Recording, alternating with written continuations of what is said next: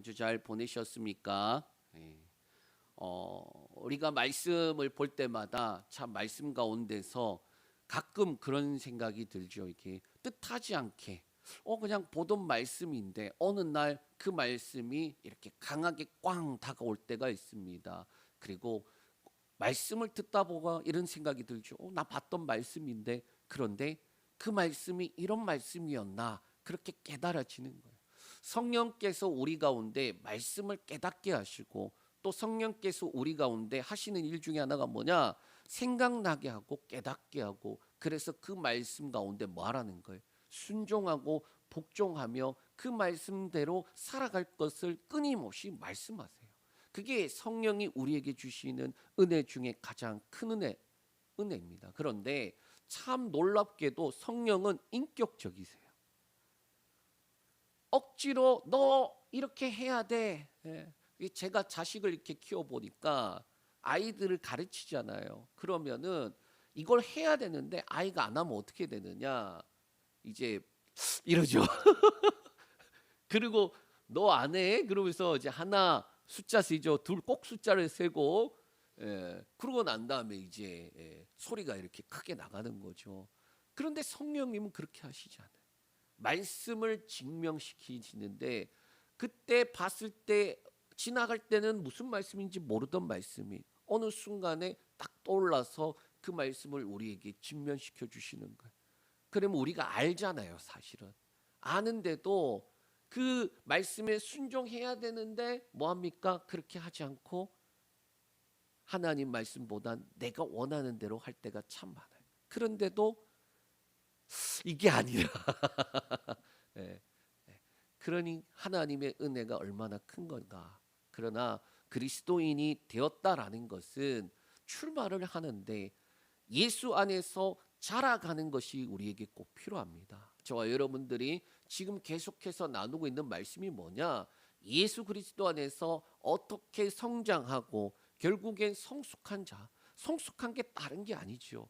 예수 그리스도 안에 있는 그 성령님이 말씀하시는 것에 절대적으로 순종하고 그리고 그 말씀을 따라 살아가는 자, 그 말씀을 이루어가는 자들이 되는 건데 오늘 어떻게 보면은 이 본문이 가장 핵심적인 내용 중에 하나입니다. 오늘 말씀을 통하여서 성경이 우리에게 어떻게 살아라, 그리스도인이라면 너네가 어떻게 살아야 하는가 가장 핵심적인 말씀을 할 때에 우리가 그 말씀에 꼭 붙잡고 성령의 은혜 안에서 성령이 말씀하시는 그 말씀 안에서 날마다 자라가는 저 여러분들 되시길 축복합니다.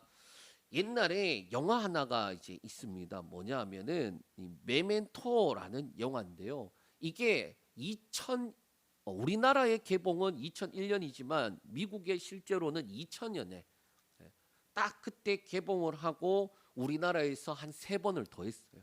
2001년도 첫 번째 개봉하고 2014년도엔 리마스터라고 해갖고 화질을 조금 더 개선해서 또 개봉하고 그리고 2020년에 20주년을 맞아서 개봉을 또 하고 그렇게 했던 것 같아요.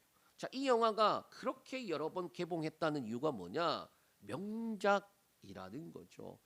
자, 이 영화의 내용은 이렇게 됩니다. 주인공 레너드가 단기 기억증을 앓고 있어요. 그러니까 기억력이 없어요. 그래서 매번 새로운 거예요.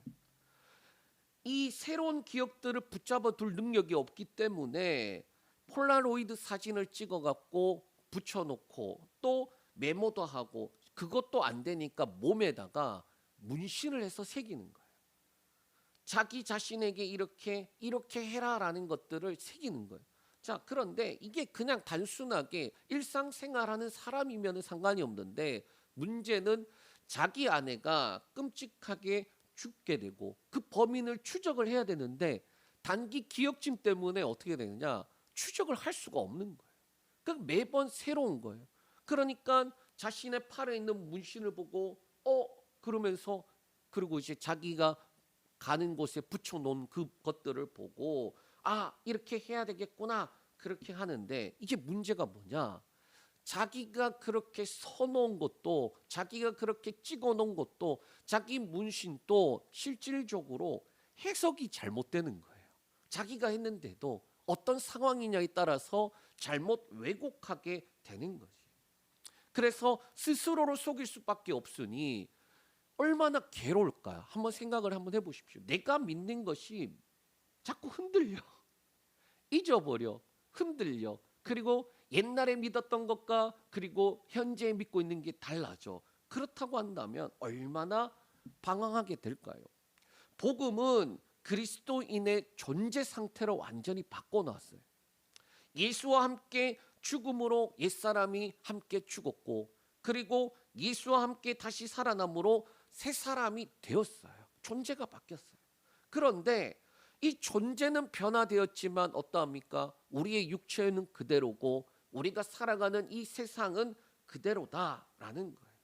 그래서 죄를 짓거나 죄책이 올라올 때에는 마치 옛사람으로 돌아간 것처럼 그렇게 느껴지는 거예요. 또 존재는 변화되었는데 옛사람의 방법으로 새 사람을 살려고 하는 그러한 문제들도 있었다라는 거예요. 그래서 어떻게 합니까? 율법을 이루려고 하는 거예요. 지켜야 되고 지키지 말아야 되고, 신앙생활하면서도 이건 해야 되고 이건 하지 말아야 되고, 거기에 너무 매이는 거예요. 그런데 그 신앙의 사실 근본적인 문제는 뭐냐? 내가 이것을 행하면 하나님이 기뻐하시고 거기까지는 좋아요. 그러나 내가 잘못된 것을 행하였을 때 하나님이 날 버리시면 어떡하나, 늘 두려움 가운데 신앙생활을 하게 된다라는 거예요. 또 잘못된 옛사람의 방법으로 하려고 하는 게 뭐냐? 자기 열심으로 하려고 하는 것들, 자기가 열심으로 뭔가 이루려고 하는 것들, 그 모든 것들이 존재는 바뀌었지만 옛사람의 방법으로 신앙생활을 하려고 하는 모습들이다라는 거예요. 그래서 어떤 이는 율법주의로 가기도 하고, 또 어떤 이는 자기 열심주의로 해결하려고 하는 거예요. 자, 더 나아가 이러한 것들이 어떻게까지 문제가 되느냐? 하다가 안 되거든요. 율법주의로 한다고 했을 때 안 되는 이유가 뭡니까? 율법이 얼마나 많은데 그 가운데 하나만 잘못을 해도 모두 범한 자가 된다라고 성경이 말씀되어 있어요. 율법을 이룰 수가 없어요. 그러니까 뭐라고 표현합니까? 이 땅에서는 안 되는 거야. 죽어서 천국 가서나 되는 거야. 자포자기하거나, 또는 자기 열심대로 하다 보면 어떻게 되나요? 언젠가 그 열심이 식어요. 사람의 한계가 있어요. 사람의 노력과 열심은요, 불행하게도 한계가 있어요. 그 한계에 마주하게 됐을 때에 극복하고 넘어가는데 그러면 또 문제가 없느냐? 아니요.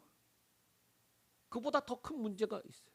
그러니까 사람의 열심에는 한계가 무조건 있을 수밖에 없어요. 그러면 어떻게 되느냐? 내가 변화된 게 아니구나. 내가 변화된 게 아니구나. 그렇게 살아가기도 한다라는 거예요. 이 문제의 핵심은 뭐냐? 그리스도인들이 복음이 무엇인지 모르고 영적인 단기 기억증을 가지는 거예요. 계속 돌아가는 거예요. 계속. 그런데 성경은 어떻게 말씀하고 있느냐? 로마서 8장 1절 2절 말씀 우리 같이 읽겠습니다. 자, 시작. 그러므로 이제 그리스도 예수 안에 있는 자에게는 결코 정죄함이 없나니 이는 그리스도 예수 안에 있는 생명의 성령의 법이 죄와 사망의 법에서 너를 해방하였음이라. 아멘. 율법이 없을 때에는, 율법이 없어서 죄를 지었고, 그러니까 몰라서 죄를 짓고, 율법이 있어도 뭐가 문제입니까? 율법이 있으면 죄가 뭔지 알고 또 죄를 짓고, 그래서 사망으로 갔다라는 거예요. 그런데 예수 그리스도 안에 있는 자에게는 뭐라고 말씀하느냐? 결코 정죄함이 없다라고 말씀하고 있어요. 여기서 핵심이 뭐냐? 예수 그리스도 안에 있는 자라는 말씀. 예수 그리스도 안에 있는가? 그러니까 우리에게 끊임없이 물어야 될 기준이 뭐냐? 내가 이 땅을 살아가면서 난 분명히 예수 믿는데 이 땅을 살아가면서 왜 이렇게도 안 되고 저렇게도 안 되고 거기에 기준이 있는 게 아니라 뭐의 기준이 있다는 거예요?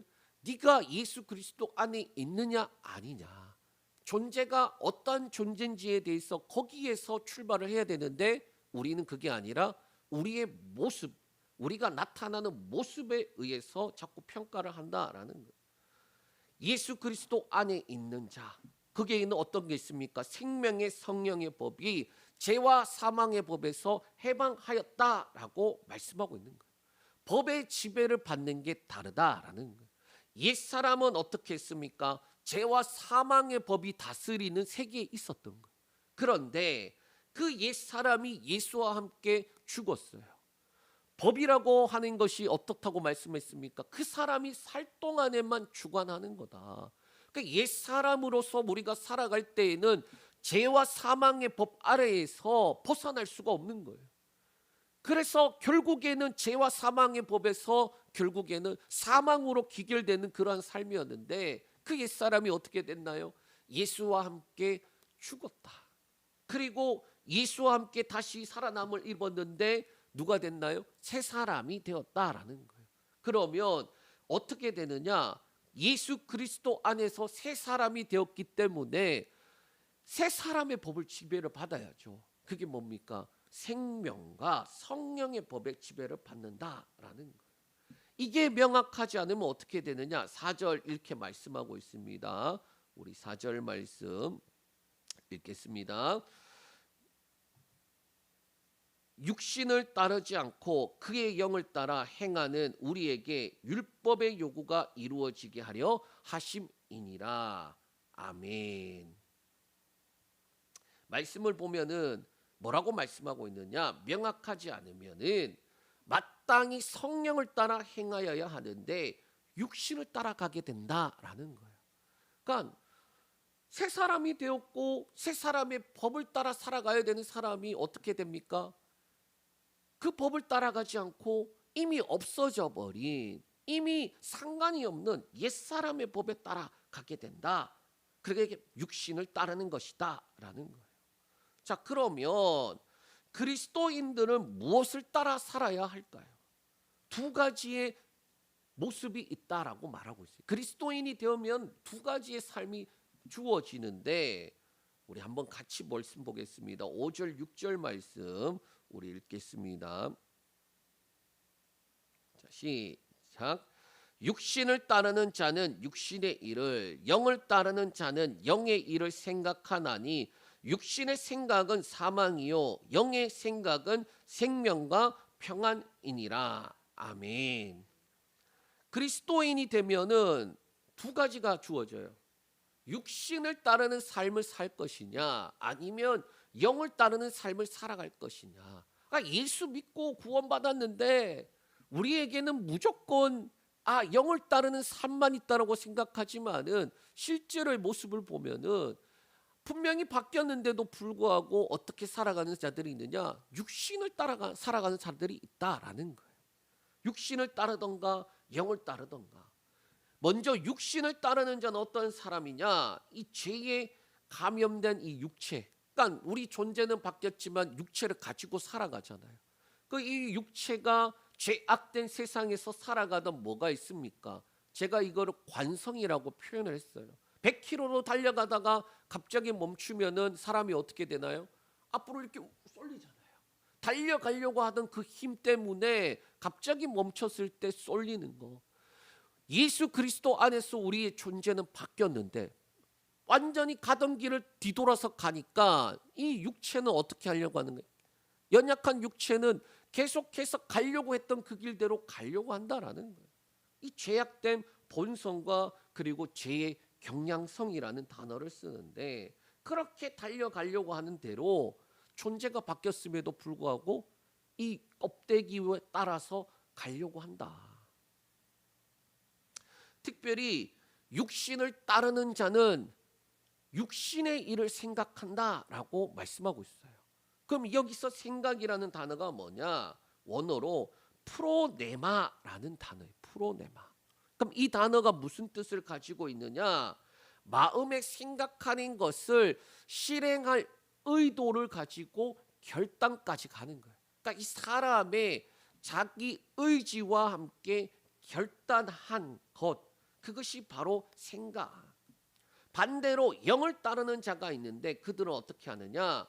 성령을 따라가며 영의 생각을 한다라고 말씀하고 있어요. 두 가지 있다 그랬죠. 하나는 육신, 존재가 바뀌었는데 그 존재가 바뀐 자가 이 껍데기 육체를 그대로 따라가려고 하는 거예요. 이 육체는 어떻게 됩니까? 우리가 7장에서 뭐라고 말씀하고 있느냐? 아, 내가 죄를 짓는 게 아니라 누가 짓는 거다? 이놈의 육체가 죄를 짓는 거다. 그러면서 야, 그게 무슨 말이야 그랬잖아요. 예? 죄가 네가 짓는 거지 왜 육체가 죄를 짓는다라고 분리를 했을까? 내가 아니라 내 속에 거하는 죄가 문제다. 그러면서 이야기했잖아요.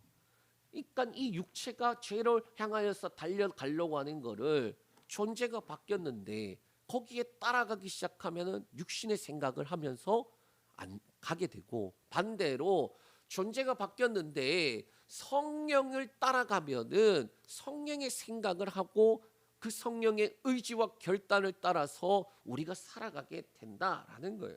자, 왜 이게 중요하냐? 이 무엇을 따라가는지에 따라서 결과가 엄청나게 달라지기 때문이에요. 6절에 보니 육신을 따르는 자가 육신의 일을 하는데 결과는 사망이기 때문에, 반대로 영을 따르는 자가 영의 일을 생각하는데 결과는 생명과 평안이기 때문에. 그래서 이 말씀에서 핵심이 뭐냐? 무엇을 마음에 두는가에 따라서 삶의 방향과 결정이 주어진다라는 거예요. 예를 이렇게 들겠습니다. 씨앗이 열매를 결정을 하잖아요. 사실은. 그러니까 무엇을 심었는지에 따라서 그 열매가 결정이 되는데, 예수 그리스도 안에서 변화된 존재들이 무엇을 심을 것인가, 성령을 따라갈 것인가, 아니면은 이 육체를 따라갈 것인가, 거기에 따라서 열매가 맺혀진다라는 거예요. 예수 그리스도를 믿음으로 우리는 존재가 변화되고 옛사람에서 새 사람이 되었어요. 그런데 새 사람이 되었다면 어떤 열매를 맺어야 될까요? 새 사람이 열매를 맺어야 되겠죠. 그런데 문제는 새 사람의 열매가 마땅히 나와야 되는데 옛 사람의 열매를 맺으면서 사망으로 가는 자들이 있다. 그게 육신을 따라가는 자, 육신의 생각을 하는 자들이다라는 거예요. 그 제가 변종이라는 말을 쓰긴 했지만은 사과나무를 심었는데 분명히 사과나무를 심었는데 싹이 나고 자라가고 그러고 난 다음에 마침 열매를 맺었는데, 사과를 심었으면 사과가 나와야 되는데 뭐가 나온다? 배가 나오거나 감이 나오거나 그러한다. 자연에서는 불가능한 일이죠. 심은 대로 열매를 맺게 되는데, 그런데 사람은, 이놈의 인간들은 어떠한다? 그리스도인이 되어서 존재가 바뀌었음에도 불구하고 여전히 옛사람의 열매를 맺으며 살아가고 있다라는 거예요. 저와 여러분들이 신앙생활을 너무 안일하게 생각하면 안 됩니다. 뭐냐? 예수 믿고 구원받았어, 끝이야. 예수 믿고 구원받았어, 끝이야. 그게 아니라 말씀을 보고 보면은 예수 믿고 구원받았어, 이제 시작이야. 이제 시작인 거예요. 저 여러분들이 이 땅에서 그리스도인으로 살아가는 그 삶의 시작을 한 것뿐이지 예수 믿었다라는 것은 끝이 아니다라는 거예요. 이 육신의 생각의 결과는 사망을 맺는데 그 과정을 보면 이렇게 말씀하고 있어요. 우리 7절에서 8절까지 말씀 우리 읽겠습니다. 육신의 생각은 하나님과 원수가 되나니 이는 하나님의 법에 굴복하지 아니할 뿐 아니라 할 수도 없음이라. 육신에 있는 자들은 하나님을 기쁘시게 할 수 없느니라. 아멘. 육신의 생각은 뭐라고 말합니까? 하나님과 원수가 된다라는 거예요. 원수. 이 원수라는 단어가 원어로는 엑스라 이렇게 보여나거든요. 근데 적대 또는 반목 이렇게 돼요. 원수라는 단어 그 자체로 의지를 가지고 강력하게 적대하는 거예요. 그러니까 육신의 생각은 단순하게 하나님께 대해서 무관심한 게 아니라 의지를 가지고 하나님을 향하여 정면으로 대적하는 것을 의미하는 거예요. 아니, 난 그렇게까지 한 적이 없는데요.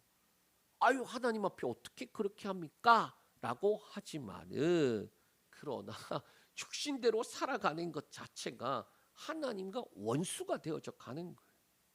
7절 후반절에 하나님의 법에 굴복하지 아니할 뿐 아니라 할 수도 없다라고 말씀하고 있어요. 가장 큰 문제가 뭐냐? 육신에 있는 자들은 하나님을 기쁘시게 할 수가 없다라는 말씀이에요. 정리를 해보면 이렇게 됩니다. 육신을 따르는 자는 존재가 바뀌었는데 이 껍데기, 이 육체가 하던 그대로 따라가는 자는 무슨 생각을 한다? 육신의 생각을 한다. 육신의 생각이 뭡니까? 죄 지을 생각을 의지와 결단을 가지고 가는 거예요. 그냥 죄를 무심코 지은 게 아니라 그리스도인의 죄는요, 의지적 결단이 포함되는 거예요.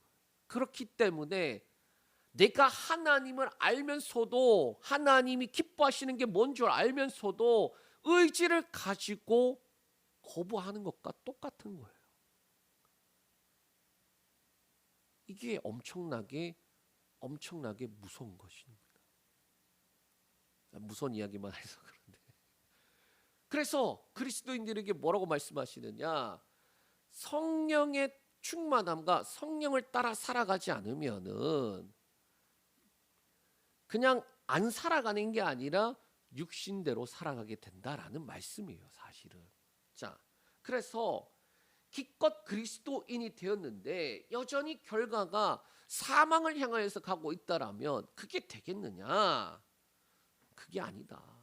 그러면 왜 성령을 따라 살아야 하는가? 우리 9절에서 11절 말씀 읽겠습니다. 자, 시작. 만일 너희 속에 하나님의 영이 거하시면 너희가 육신에 있지 아니하고 영에 있나니 누구든지 그리스도의 영이 없으면 그리스도의 사람이 아니라 또 그리스도께서 너희 안에 계시면 몸은 죄로 말미암아 죽은 것이나 영은 의로 말미암아 살아있는 것이니라. 예수를 죽은 자 가운데서 살리신 이의 영이 너희 안에 거하시면 그리스도 예수를 죽은 자 가운데서 살리신 이가 너희 안에 거하시는 그의 영으로 말미암아 너희 죽을 몸도 살리시리라. 아멘. 화면이 나가버렸대요. 오늘 제가 보면서 참 제 개인적인 마음은 그런 마음이에요. 뭐냐? 이 말씀이 참 중요한데 이제까지 없었던 방송 사고가 너무 많이 나와. 예?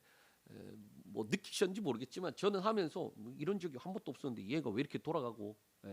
근데 말씀을 우리가 생각해야 될 것 중에 하나가 이 말씀이 참으로 중요한 말씀이에요. 그리고 이 말씀을 우리가 통하여서 핵심으로 붙잡지 않으면은 신앙생활을 아무리 해도 제자리인 거예요. 아까 그 영화 메멘토, 기억이 얼마 못 가버려요. 그러고 다시 돌아왔는데 어떻게 시작해야 될지 모르는 거예요. 그럼 다시 자기가 했던 것들 찾아가는 거예요. 그러면 자기가 했던 거 찾아가는데도 어떻게 됩니까? 자기가 써놓고도 자기가 왜곡되게 해석을 해버려서 길을 잃어버리는 거예요. 왜 성령을 따라 살아가야 되느냐? 9절부터 이렇게 말씀하고 있어요. 너희 속에 하나님의 영이 거하시냐 거하시지 않느냐, 그게 핵심이다 라고 말씀하고 있어요. 그래서 거하시면 너희가 육신에 있지 않고 영에 있다라고 말씀하고 있는 거예요. 더 나아가서 그리스도의 영이 거하지 않으면은 그리스도인이 아니라고 말하는 거예요. 그러니까 말씀을 자세히 보면은 예수 믿는 것과 성령이 내주하는 것을 우리는 똑같이 동일하게 생각을 했잖아요. 그러나 성경 말씀을 보면은 꼭 그렇지 않아요. 예수 믿고 난 다음에 반드시 뭘 구하라고 말씀하느냐? 성령의 충만함을, 성령을 구하라고 말씀하고 있어요. 성령을 받아야 한다라는 거예요. 왜? 성령을 받지 않으면은 존재가 바뀌었지만 여전히 육체대로 살아갈 것이기 때문이라는 거예요. 그런데 성령이 너희 안에 거하시면 너희는 성령을 따라 살아가는 자가 된다라고 지금 말씀하고 있어요. 그러니 그리스도인에게 성령은 아주 절대적인 거예요. 왜? 그리스도인으로서 성령의 내주가 없으면은, 성령을 받지 않으면은 육체대로 살아갈 뿐만 아니라 그리스도의 사람이 아니다라고까지 말씀하고 있기 때문이에요. 그러고 성령은 어떻게 하느냐? 우리 10절에서 11절에 이렇게 말씀하고 있습니다. 10절에 그리스도께서 너희 안에 계시면 몸은 죄로 말미암아 죽은 것이나 영은 의로 말미암아 살아 있는 것이다라고 말씀하고 있어요. 그럼 이게 어떤 의미냐? 우리의 육체는 연약하고 그래서 늙고 병들고 마침내 죽어 썩어 없어지지만은 영은 어떠함이냐? 의로 말미암아 살아 있게 되는 것이다라는 거예요. 성령이 우리 안에 계신다라는 의미가 이런 거예요. 존재는 바뀐 자들이면서 살아있는 자들. 이 껍데기는 죽어 없어지지만은 존재가 바뀌었으므로 우리의 영이 살아있는 자들. 그런데 문제는 우리가 생각하는 구원의 한계가 여기까지라니까 문제라는 거예요. 예수 믿고 죽으면 천국 간다. 그러니까 존재가 바뀌었고 영이 살아있는 자들이 되었다라는 의미예요. 다른 의미로는.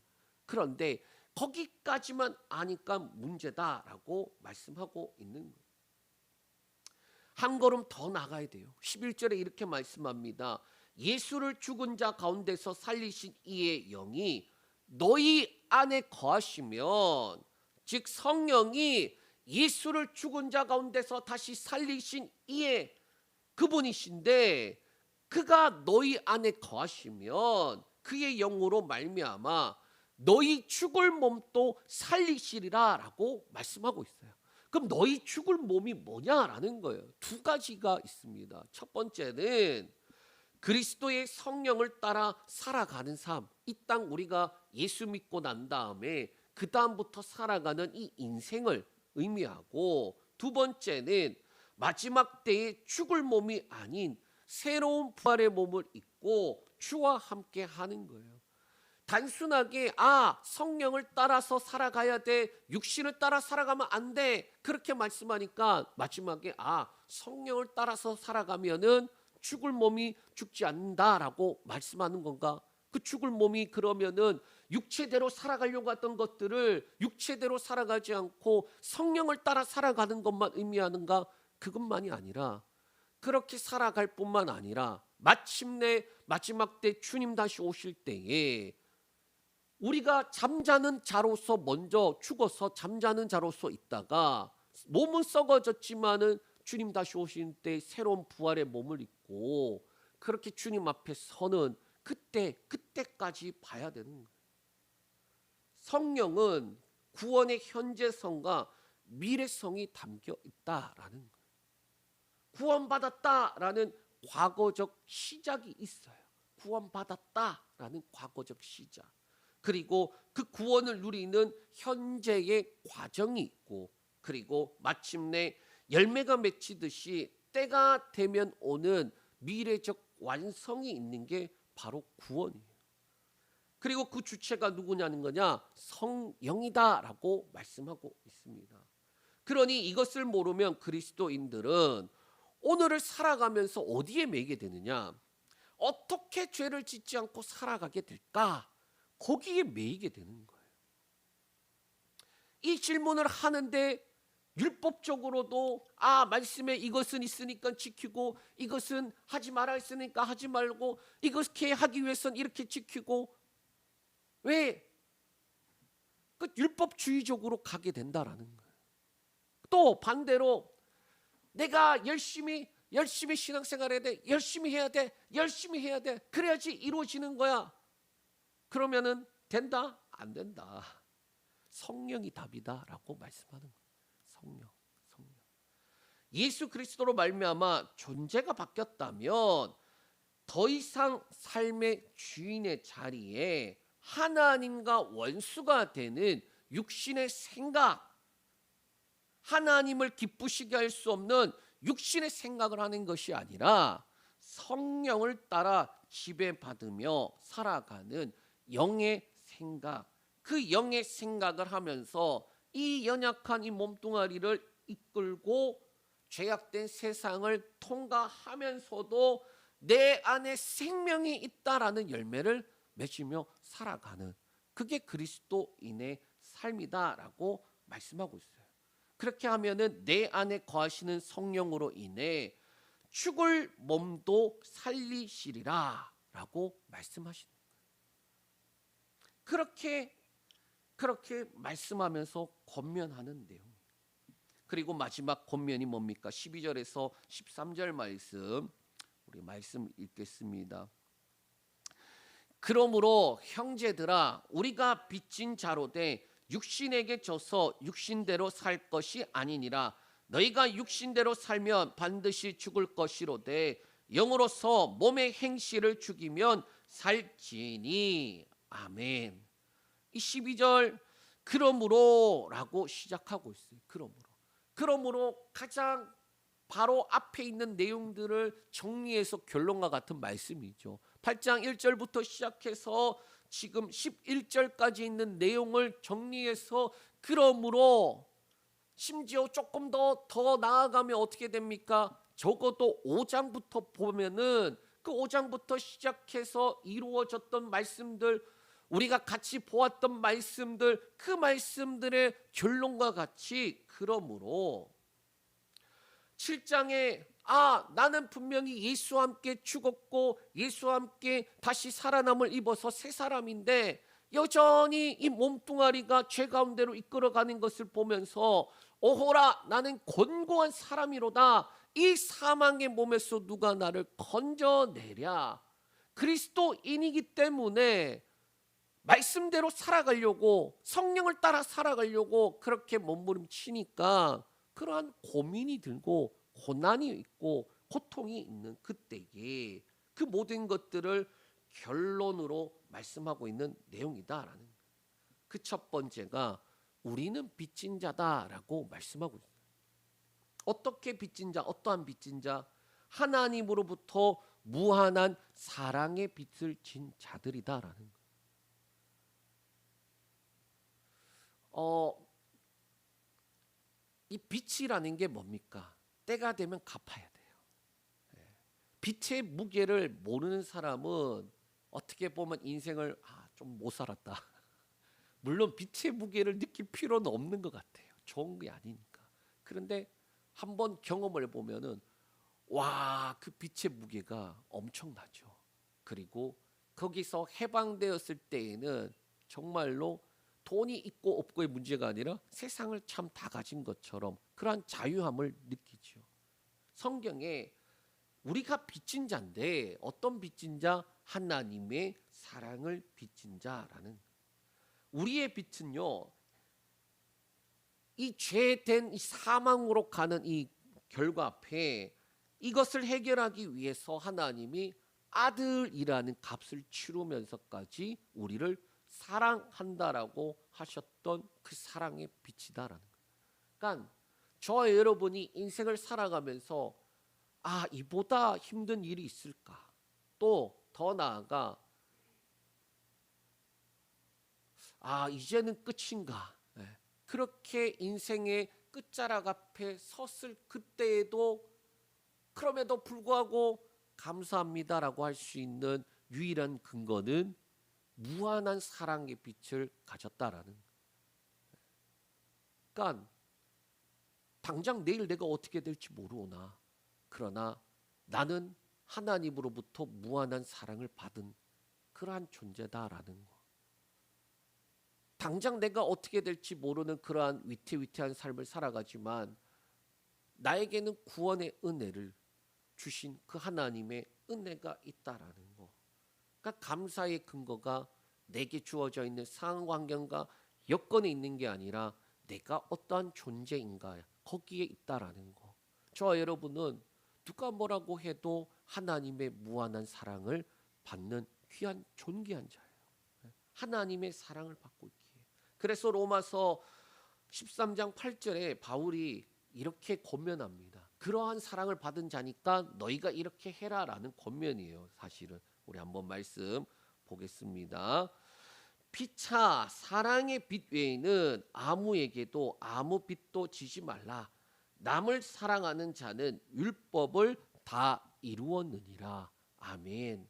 왜 사랑의 빛을 이미 하나님으로부터 우리가 받았잖아요. 그러니까 그러한 자들은 사랑의 빛 외에 지지 말라는 거예요. 사랑의 빛 외에. 또 반대로 그것을 먼저 누리고 있는 자들은 뭐 하라는 거예요? 그 사랑의 빛을 지워주는 게 아니라 그냥 네가 받은 대로 동일하게 형제를 사랑하라라고 말씀하고 있는 거예요. 그리고 더 나아가 뭐라고 말합니까? 남을 사랑하는 자는 율법을 다 이루었다라고 말하고 있어요. 여기서 사랑이 박애입니까? 밥 퍼주고 옷 입혀주고 어려운 자 도와주는 수준을 말하는 건가요? 아니요, 그것도 맞겠지만은 그러나 여기서 사랑은 율법을 이룰 정도의 사랑은 결국에는 예수 그리스도 그분의 우리를 위해서 목숨을 주시듯 사랑한 그 사랑만큼 복음을 전해주는 것 외에는 없어요. 이 빚진 자는 은혜를 아는 자예요. 쉽게 말하면 염치를 아는 자. 엄청난 은혜와 사랑을 받았는데 더 나아가 예수 그리스도가 찢어서 피와 물을 다 쏟아가면서 뭐 하는 거예요? 우리의 죄를 해결하기 위해서 죽기까지 복종하셨는데, 그래서 죄와 사망이 아닌 생명과 평안으로 살게 하셨는데, 하나님의 자녀로 살게 하셨는데 어떻게 더 죄 가운데 거하겠느냐.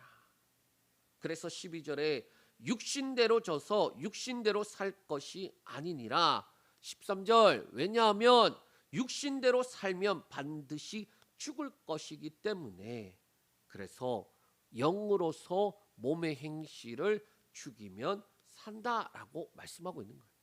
둘째로 종의 영이 아닌 양자의 영을 받은 자들이기 때문이다라고 말씀하고 있습니다. 우리 14절에서 15절 말씀 읽겠습니다. 무릇 하나님의 영으로 인도함을 받은 사람은 곧 하나님의 아들이라. 너희는 다시 무소하는 종의 영을 받지 아니하고 양자의 영을 받음으로 우리가 아빠 아버지라고 부르짖느니라. 아멘. 성령으로 인도함을 받은 자들은 뭐라고 말하냐? 하나님의 아들이다라고 말씀하고 있어요. 특별히 성령으로 인도함을 받다라는 단어는 현재 수동태라는 그 시제로 쓰여졌는데, 그리스도인들이 자신의 삶의 주인이 자기가 아니라 존재가 바뀌었잖아요. 그러면은 존재가 바뀌었을 때에 주인이 바뀌는 거예요. 사실은 우리의 옛날에 옛사람의 주인은 누구였는지 아십니까? 사단 마귀 귀신이었어요. 마귀의 종이었어요. 그런데 예수 그리스도를 믿음으로 우리가 존재가 바뀌면서 삶의 주인이 바뀌어야 되는데, 그런데 육신대로 살아간다라는 말의 의미는 자기 자신이 주인이 되어서 살아가는 것이다라는 거예요. 그러면 그리스도인들은 어떻게 살아가야 되느냐? 자기 자신을 주인으로 살아가는 것이 아니라 성령을 주인으로 모시고 살아가는 자들이다. 그게 인도하심을 받는 자들이라는 말씀이에요. 성령이 계속해서 인도함과 이끄심을 받으면서 살아가는 것. 하나님의 아들은 법률적인 용어예요. 하나님의 나라의 상속자로서 예수 그리스도와 더불어서 특권을 물려받는 자라는 것을 강조하고 있어요. 사실 하나님의 아들이다라고 말을 하는 순간에 우리의 신분을 어디까지 끌어올리느냐? 예수 그리스도만큼까지 끌어올리는 거예요. 성령을 인도하심을 받는 자들이 그 정도의 사람이다라고 말씀하고 있어요. 그래서 15절에 다시 무소하는 종의 영을 받지 않고 다시 옛사람 죄의 종로로 타는 상태, 그래서 죄의 결과인 사망을 피할 수 없어서 두려움 때문에 고통 가운데 살아가는 상태가 아니라 양자의 영을 받아서 우리도 하나님을 향해 아빠 아버지라고 부를 수 있고 외칠 수 있는 자들이다라고 말씀하고 있어요. 특별히 이 양자라는 단어는 입양을 뜻하는 법률적인 용어예요. 그래서 믿는 자들은 그 신분이 친아들과 법적으로 차별이 없고 상속을 유업을 받을 권리를 가진다라는 거예요. 자, 우리의 존재가, 우리의 신분이 하나님의 아들이 되었다라는 게 어느 정도인지 감이 오시나요? 예수 그리스도만큼으로 올리십니다. 그리고 예수 그리스도께서 상속을 받는, 아들이시기 때문에 상속을 받는 그 상속의 권리를 동일하게 우리에게까지 주셨다. 양자로 입양함으로 주셨다라는 그러한 말씀이에요.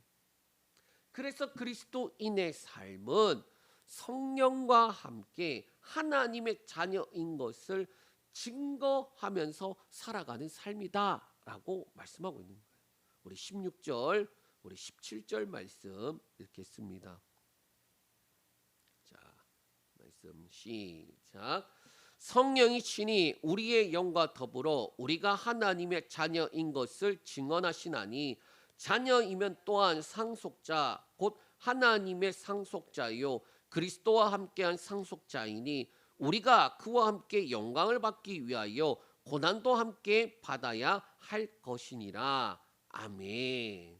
16절에 성령이 친히 우리의 영과 더불어 우리가 하나님의 자녀인 것을 증언한다라고 말하는데, 하나님의 자녀이면 우리가 상속자고 그분의 상속자인 것을 누가 증거하느냐? 성령이 증거하는데, 이 성령이 증거한다는 게 뭔 말이냐? 얘 하나님의 자녀야, 성령이 말씀하신다, 그런 것이 아니라 육신대로 살지 않고 성령으로 살아가는 것을 통해 우리가 하나님의 자녀인 것을 증언하는 것이다 라는 거예요. 결국 성령이 우리 안에 거하시고, 그래서 성령을 따라서 우리가 살아감을 통하여서 뭐 하는 거예요? 하나님의 자녀인 것이 증거가 되어진다라는 거예요. 그리고 또한 우리가 하나님의 자녀라면 상속자가 되는데, 그 상속자는 그리스도와 함께한 상속자다라고 말씀하고 있어요. 이 그리스도와 함께한 상속자라는 말에 원어에 보면은 쉰이라는 함께라는 단어가 붙어 있어서 공동 상속인으로 그리스도인이 예수 그리스도와 법적으로 동등된 권리에서 상속권을 가진다라는 것을 강조하고 있어요. 그렇기 때문에 17절 후반부에 우리가 그와 함께 영광을 받기 위하여 고난도 함께 받아야 할 것이니라 라고 말씀하고 있습니다. 그래서 여기에 함께 영광을 받기 위해 뭐 하는 거예요?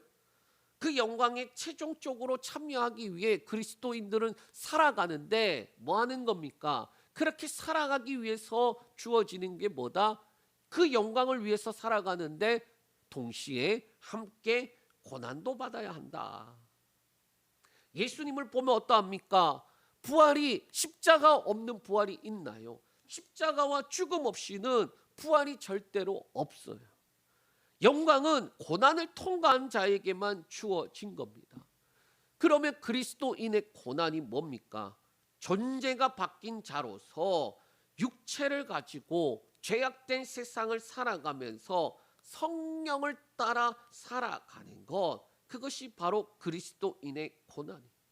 육체를 가지고 있어서 끊임없이 육신의 총욕과 육신의 안목과 이생의 자랑으로 살고자 하지만은 성령 앞에 절대적으로 지배를 당하고 복종함으로 영의 생각으로 살아가는 것, 그것이 바로 그리스도인의 삶입니다. 말씀을 정리합니다. 그리스도인이 된다는 것을 단순하게 천국 티켓 땄다, 죽으면 천국 간다, 그 정도로만 생각하면 안 돼요. 우리에게 왜 연약한 육체와 제약된 세상 가운데 인생이라는 시간을 주셨느냐라는 거예요. 그리스도인들에게 왜 이러한 고난이 주어지느냐라는 겁니다. 믿음으로 예수의 씨앗을 심은 우리는 길가에 떨어진 것처럼, 돌밭에 떨어진 것처럼, 가시덤불에 떨어진 것처럼 고난과 고통과 환난은 당하겠지만 씨앗이 가지고 있는 생명, 그 생명력이 마침내 30배, 60배, 100배의 열매를 맺는 것을 위해 있다라는 거예요. 예수의 생명이 있느냐? 그러면은 그 생명을 열매 맺으라라는 거예요. 그것을 통해서 우리가 예수 안에 있다라는 것이 증거가 되는 거예요. 그런데 문제는 뭐다? 우리가 살아가는 이 땅이 길가 같고 돌짝밭 같고 가시덤불 같은 그때에라도 뭐 하는 거예요? 생명을 끊임없이 내어서 마침내 30배, 60배, 100배의 열매를 맺게 하는 것 성령이다. 우리의 힘과 노력으로 열심을 낸다고 하는 게 아니라 성령이다. 믿음으로 구원을 받았다면 믿음으로 그리스도인의 삶을 살아가는데, 이 믿음으로 살아가는 것, 삶의 주인의 자리가 누구인지 결정이 된다. 육신대로 살아가는 삶은 옛사람이 주인되어 살아가는 거예요. 그래서 육신의 열매인 사망을 향하여서 달려가는 겁니다. 영으로 살아가는 삶, 즉 성령이 주인되어서 성령의 열매를 향하여서 가는 것, 나아가는 거예요. 그러면 몸은 죄로 인해 죽은 것이지만 영은 의로 말미암아 살은 것입니다. 더 나아가 성령이 죽을 몸도 살리십니다. 이것에 대한 가치를 아시나요? 저와 여러분을 그리스도인으로 불러서, 그래서 하나님께서 우리 각자의 삶 가운데 심으신 그 가치를 아십니까? 우리를 얼마나 귀하게 생각하시고 마땅히 주고 사랑의 확증과 성령을 보내주어 예수와 함께한 상속자로 그렇게 세워서 영광을 위한 고난을 동참하시기를 원하시는 것을 아십니까? 그래서 성경은 18절에 이렇게 말씀하고 있습니다. 우리 18절 말씀 읽겠습니다.